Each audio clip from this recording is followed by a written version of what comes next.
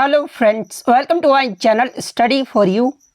सो guys, जैसा कि आज जो आपका एसएससी जीडी का 20 फरवरी के सेकंड शिफ्ट का एग्ज़ाम हो गया दोस्तों, जिसका जो है मैं आपको बिल्कुल 100% एक्यूरेट आंसर के साथ जो है इस वीडियो में बताऊंगा।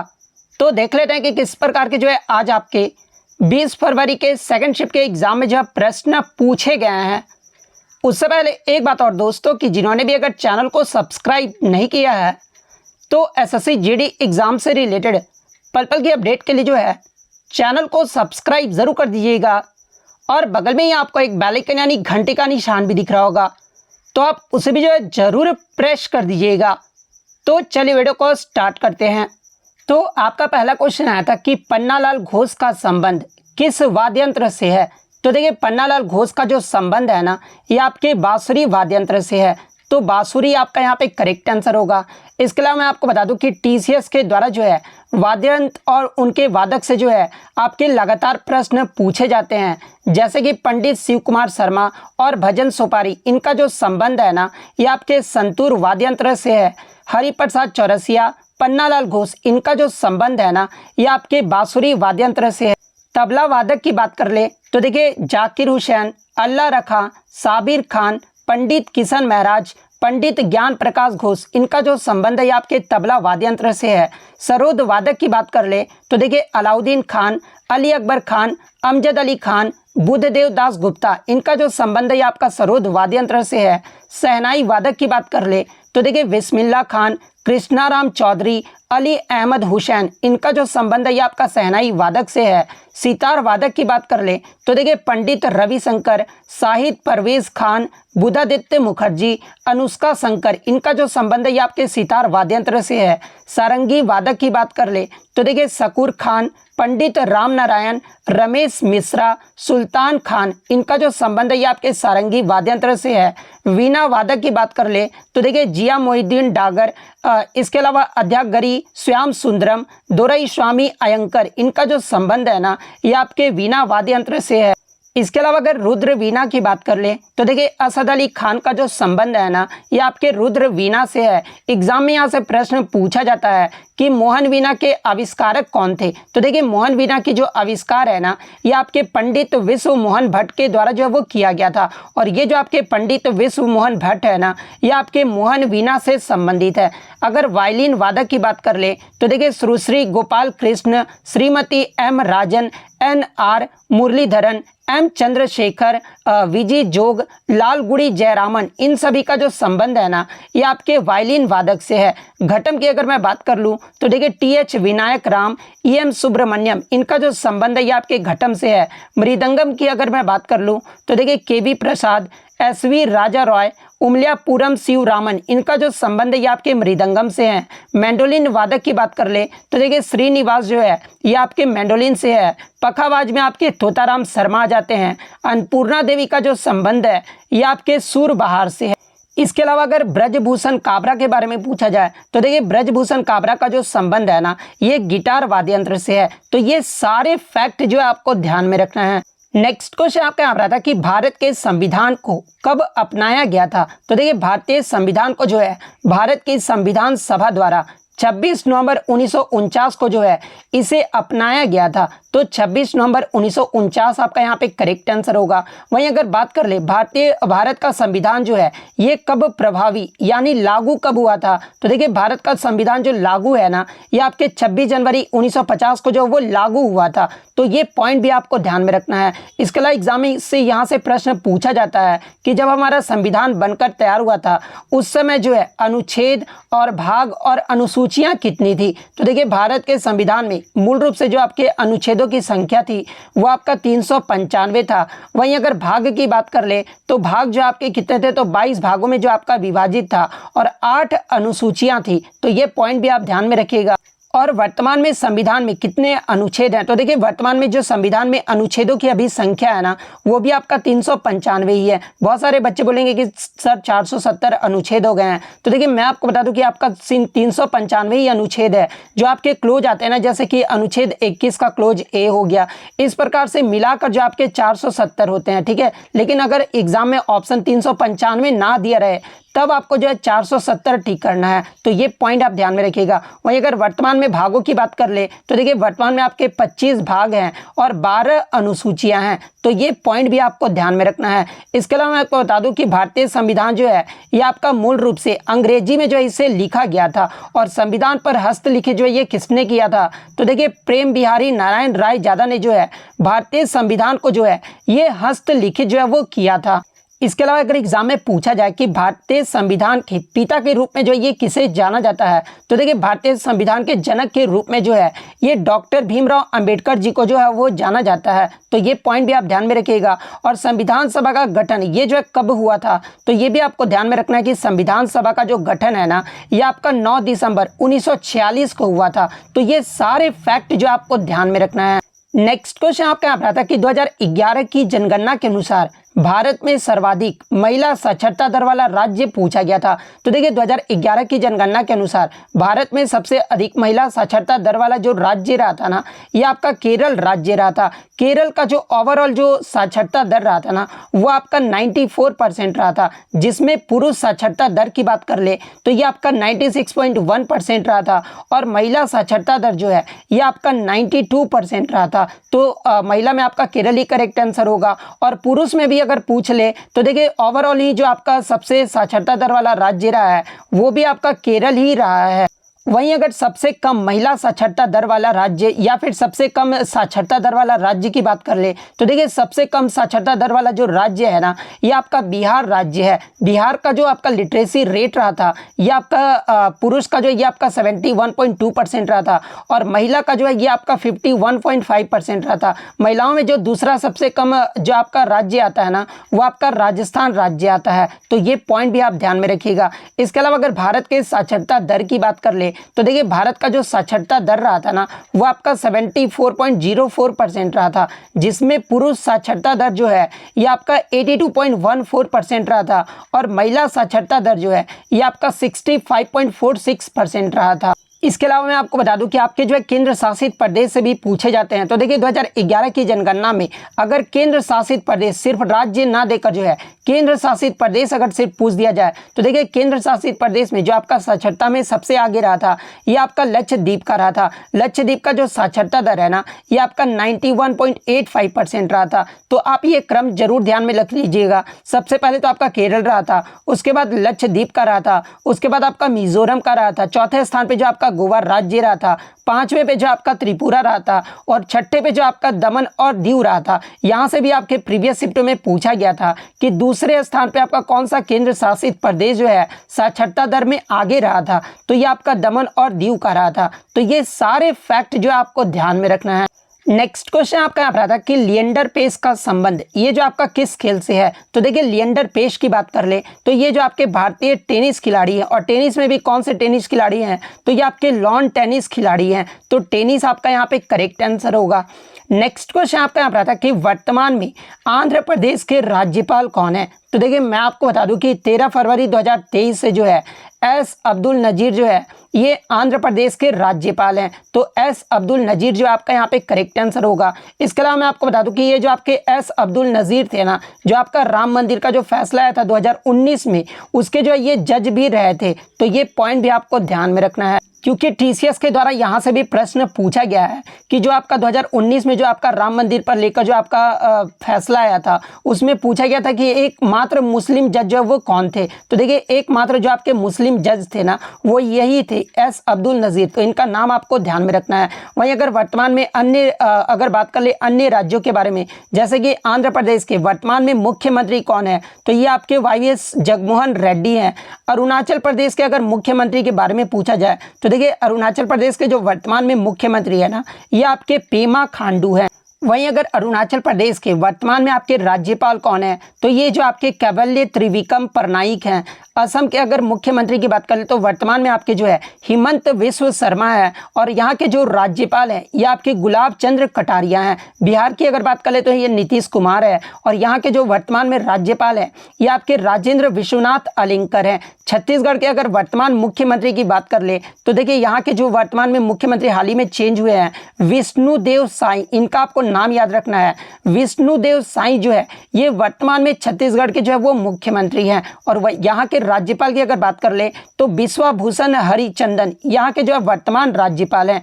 वहीं अगर दिल्ली की बात कर ले तो देखिए दिल्ली में तो आपके राज्यपाल नहीं उप राज्यपाल होते हैं, यानी लेफ्टिनेंट गवर्नर होते हैं, क्योंकि जो आपके केंद्र शासित प्रदेश होते हैं ना वहाँ पर राज्यपाल नहीं आपके उप राज्यपाल होते हैं। तो विनय कुमार सक्सेना जो यहाँ के वर्तमान में उप राज्यपाल हैं और यहाँ के जो मुख्यमंत्री है ये आपके अरविंद केजरीवाल हैं। गोवा की अगर बात कर ले तो वर्तमान में मुख्यमंत्री जो है ये आपके प्रमोद सावंत हैं और यहाँ के जो राज्यपाल है ना ये आपके PS श्रीधरन पिल्लई हैं। तो ये फैक्ट भी आपको ध्यान में रखना है। ऐसे में सभी 2800 राज्य और 8 केंद्र शासित प्रदेश के जो है आपको मुख्यमंत्री और राज्यपाल की सूची जो है आपको अपलोड कर दूंगा टेलीग्राम पे। तो टेलीग्राम का जो लिंक है ना आपको डिस्क्रिप्शन में जो है वो देखने को मिल जाएगा, आप वहां से ज्वाइन करके जो है ये देख सकते हैं। नेक्स्ट क्वेश्चन आपका यहाँ पर था कि साउंड यानी ध्वनि का जो है एसआई मात्रक पूछा गया था। तो देखिए साउंड का जो एसआई मात्रक होता है ना वो आपका डेसिबल होता है। तो डेसिबल आपका यहाँ पे करेक्ट आंसर होगा। नेक्स्ट क्वेश्चन आपका यहाँ पर था कि बोनालू ये जो है किस राज्य का एक वार्षिक त्यौहार है। तो देखिए बोनालू की बात कर ले तो ये जो आपका तेलंगाना का जो है एक वार्षिक त्यौहार है। तो तेलंगाना आपका यहाँ पे करेक्ट आंसर होगा। इसके अलावा मैं आपको बता दूं कि ये जो आपका बोनालू त्यौहार है ना ये आपके हिंदी महीने के किस मास में मनाया जाता है। तो ये जो आपका आषाढ़ मास यानी ये जो आपका जुलाई और अगस्त के महीने में जो है इसे मनाया जाता है और ये जो त्यौहार है ना वो आपका 1 महीने तक जो है वो चलता है। इसके अलावा मैं आपको बता दूं कि बोनालू उत्सव में जो है आपके महाकाली देवी की जो है पूजा की जाती है। तो ये पॉइंट भी आपको ध्यान में रखना है। नेक्स्ट क्वेश्चन आपका यहाँ पर था कि इनमें से कौन सा उत्तर प्रदेश का जो है एक नृत्य है। तो देखिए ऑप्शन में आपका एक कथक दिया गया था। तो देखिए ये जो आपका कथक है ना ये आपका उत्तर प्रदेश राज्य का जो है एक शास्त्रीय नृत्य है। तो कथक आपका यहाँ पे करेक्ट आंसर होगा।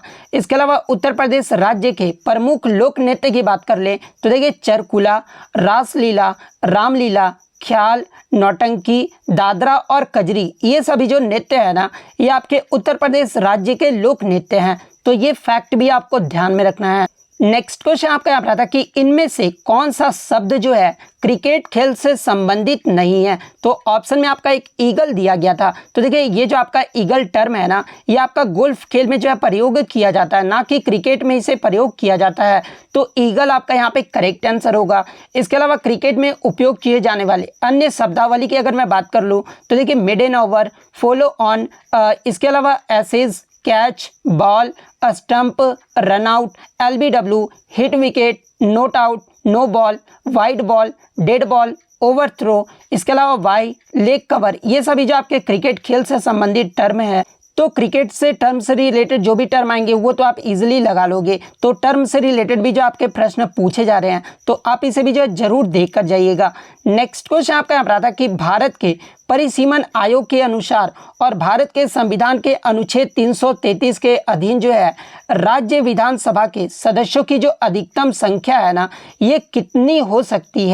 तो देखिए मैं आपको बता दूं कि भारतीय संविधान के अनुच्छेद 333 के प्रावधानों के अनुसार राज्य की विधानसभा में अधिकतम निर्वाचन क्षेत्र में जो सदस्यों की संख्या है ना वो आपका 500 हो सकता है और कम से कम अगर पूछा जाए तो ये जो आपके 60 निर्वाचन क्षेत्र जो वो हो सकते हैं। तो सबसे आपका ज़्यादा पूछा गया था कि कितनी अधिकतम संख्या हो सकती है, तो 500 आपका यहाँ पे करेक्ट आंसर होगा। इसके अलावा मैं आपको बता दूं कि अनुच्छेद 333 के प्रावधान को जो है वो आपका समाप्त कर दिया गया है, जिसमें आपके एक एंग्लो इंडियन को जो है राज्यपाल जो है वो नियुक्त करते थे विधानसभा में। तो ये जो आपका समाप्त कर दिया गया है और किस संशोधन के तहत जो है समाप्त किया गया है तो देखिए 104वें संशोधन अधिनियम के तहत जो है इसे समाप्त किया गया है।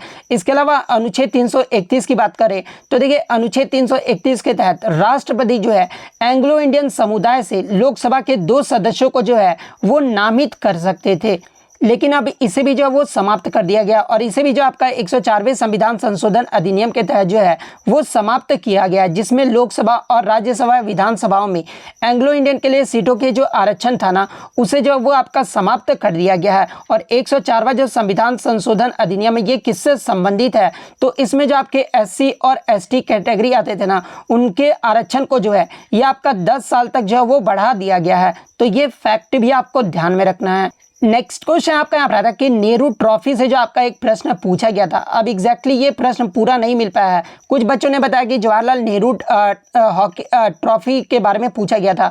तो देखिए, अगर जवाहरलाल नेहरू टूर्नामेंट के बारे में अगर पूछा गया था तो देखिए ये जो आपका जवाहरलाल नेहरू टूर्नामेंट है ना, ये आपका हॉकी खेल से संबंधित है। अगर सिर्फ नेहरू कप के बारे में पूछा गया था तो देखिए ये जो आपका नेहरू कप है ना, ये आपका फुटबॉल से जुड़ा हुआ है। और वहीं अगर नेहरू ट्रॉफी का संबंध अगर पूछा जाए तो देखिए नेहरू ट्रॉफी का जो संबंध है ना, ये आपके नौका दौड़ से है। तो बच्चे बता रहे थे कि जवाहरलाल नेहरू के बारे में पूछा गया था, तो हॉकी आपका यहाँ पे करेक्ट आंसर होगा। नेक्स्ट क्वेश्चन आपका यहाँ पर आता है कि वर्तमान समय में भारत के दूसरे सीडीएस यानी चीफ ऑफ डिफेंस स्टाफ जो है ये कौन है। तो देखिए भारत के जो दूसरे चीफ ऑफ डिफेंस स्टाफ है ना, ये आपके लेफ्टिनेंट अनिल चौहान है। तो अनिल चौहान आपका यहाँ पे करेक्ट आंसर होगा। इसके अलावा बात कर ले भारत के प्रथम सीडीएस कौन थे, तो ये आपके जनरल बिपिन रावत थे। और ये दोनों ही जो है ये आपके उत्तराखंड राज्य से जो है वो बिलोंग करते हैं। तो ये पॉइंट भी आप ध्यान में रखिएगा। इसके अलावा मैं आपको बता दूं कि जनरल बिपिन रावत की जो है आपका हेलीकॉप्टर दुर्घटनावश में जो है 8 दिसंबर 2021 को जो है इनका निधन हो गया था। और इन्हें 2022 के लिए जो है पद्म विभूषण पुरस्कार भी जो है वो दिया गया था। तो ये फैक्ट भी आपको ध्यान में रखना है। इसके अलावा बात कर ले भारत के प्रथम फील्ड मार्शल कौन है, तो ये आपके मानेक शॉ हैं। भारत के वर्तमान में राष्ट्रीय हरित न्यायाधिकरण के प्रमुख न्यायमूर्ति कौन है, तो ये आपके प्रकाश श्रीवास्तव हैं। वर्तमान में सॉलिसिटर जनरल ऑफ इंडिया अगर पूछा जाए तो ये आपके जो है तुषार मेहता है। वर्तमान में 22वें विधि आयोग के अध्यक्ष कौन है, तो ये जो आपके ऋतुराज अवस्थी हैं। वर्तमान में यूपीएससी का अध्यक्ष अगर पूछा जाए तो देखिए वर्तमान में जो आपके यूपीएससी के अध्यक्ष है ना, ये आपके मनोज कुमार सोनी है। और वर्तमान में मुख्य सूचना आयुक्त कौन है, तो ये आपके हीरालाल सिमरिया हैं। वर्तमान में केंद्रीय सतर्कता आयुक्त कौन है, तो ये जो आपके परवीन कुमार श्रीवास्तव हैं। तो ये फैक्ट भी आपको ध्यान में रखना है। नेक्स्ट क्वेश्चन आपका यहाँ पर आता है कि जनगणना 2011 का जो है थीम यानी विषय जो है वो पूछा गया था। तो देखिए जनगणना 2011 का जो आपका थीम रहा था ना, वो आपका हमारी जनगणना हमारा भविष्य रहा था। तो हमारी जनगणना हमारा भविष्य आपका यहाँ पे करेक्ट आंसर होगा। इसके अलावा एग्जाम में पूछा जाता है कि जनगणना 2011 ये जो कितने चरण में कराया गया था। तो देखिए जनगणना 2011 जो है ये आपका 2 चरणों में कराया गया था। और इसका जो मैस्कट रहा था ना, यानी शुभंकर क्या रहा था, तो ये आपका शिक्षिका रहा था। तो ये पॉइंट भी आप ध्यान में रखिएगा। इसके अलावा मैं आपको बता दूं कि जनगणना 2011 जो है ये आपका 15वीं जनगणना था। और स्वतंत्रता के बाद जो है ये आपका 7वीं जनगणना था। इसके अलावा जनगणना 2021 की बात कर ले तो देखिए जनगणना 2021 में आपका कराना था, क्योंकि जनगणना जो होता है वो आपके 10 वर्ष के अंतराल पर करवाया जाता है।